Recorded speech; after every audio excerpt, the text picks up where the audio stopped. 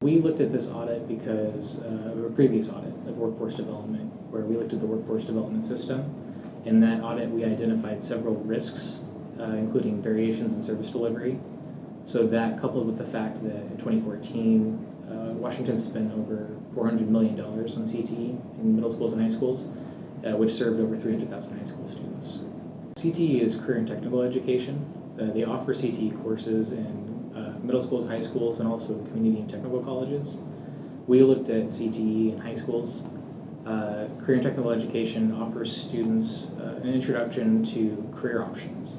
So in these courses, students can get an industry certification, they can get a credential, they can also take courses that can lead to an associate's degree in community and technical colleges. With this audit, we looked at the outcomes of two graduating classes of high school students. We looked at their post-secondary outcomes, so where they ended up after they graduated from high school.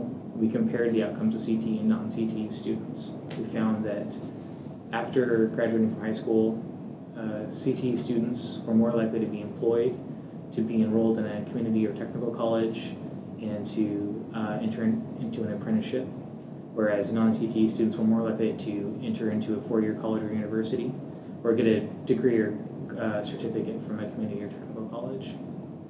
We also found that non-CTE students were more likely overall to achieve than CTE students, but when you look at students who did not attend university or did not attend any higher education, CTE students were more likely to achieve than non-CTE students.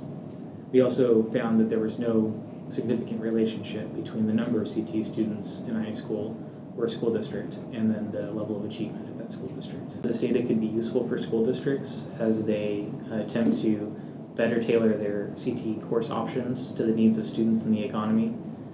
We found that this data can be difficult for school districts to access, so there are two main barriers. One is student privacy law, which protects student data and limits what data can be shared and how that data can be analyzed and how those results can be provided to school districts.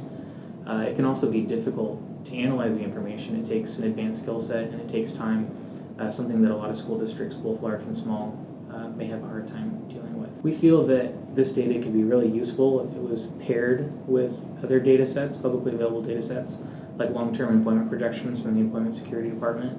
I feel that if you can use this data and provide it to school districts, they can better tailor their course options to meet the needs of students in the economy.